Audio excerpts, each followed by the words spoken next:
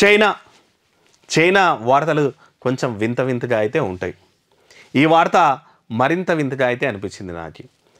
గతంలో 5-10 ఏళ్ల కింద ప్రపంచంలో అత్యధిక జనాభా ఉన్న దేశం ఏదంటే చైనా అనేటోళ్ళం. కానీ ఇప్పుడు చైనాలో జనాభా రేటు తగ్గిపోయిందంట. దాంతోపాటు యూత్ అనేటువంటి తగ్గిపోయింది. ఓల్డ్ ఏజ్ ఉన్నోళ్ళు పెరిగిపోతున్నారు. ఇంకొక 10-15 ఏళ్ళల్లో చైనాలో పరిస్థితి చాలా అధ్వానంగా తయారవుతుందంట. ఇట్లాంటి పరిస్థితుల్లో ఓ కంపెనీ ఓ బంపర్ ఆఫర్ ఇచ్చింది. సింగిల్గా ఉండే ఎంప్లాయీ ఎవరినన్నా డేట్ తీసుకెళ్తే ప్రైజ్ మనీ ఇస్తుంది, రివార్డ్ ఇస్తుందంట, బహుమతి ఇస్తుందంట. ఇక దక్షిణ చైనాలోని సెంజన్కు చెందిన ఓ టెక్ కంపెనీ ఆఫర్ ప్రవేశపెట్టింది.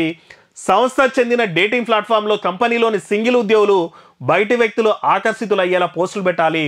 ఇలా పెడితే 66 యుఎన్లు అంటే మన లెక్క ప్రకారం 770 రూపాయలు ఇస్తారు. ఆ తర్వాత వారిద్దరూ 3 నెలల పాటు డేటింగ్ కొనసాగించాలి. దీనికి ఒక్కొక్కరికి 1000 యుఎన్లు అంటే 11,650 రూపాయలు ఇస్తారంట. ఆఫర్ మస్తుంది కదా.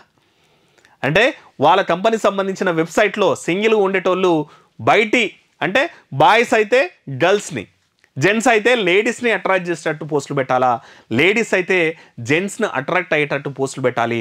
ఆ పోస్ట్ పెడితే 750 రూపాయలు ఇస్తారంట. ఆ తర్వాత వాళ్ళిద్దరూ మింగిల్ అయి చెప్పేసి ఓ 3 నెలల పాటు డేటింగ్ చేస్తే 16,000 రూపాయలు 11,000 రూపాయలు కూడా ఆఫర్గా బహుమతి ఇస్తారంట. ఆఫర్ అయితే మస్తుంది కదా. అంటే పిల్లలు పెంచేందుకు చైనా చేస్తున్నటువంటి ప్రయత్నాలు నవ్వైతే తెప్పిస్తున్నాయని చెప్పాలా. ఇది కొద్దిమందికి ఇంట్రెస్టింగ్ ముచ్చట, బంపర్ ఆఫర్ అని కూడా చెప్పాలా.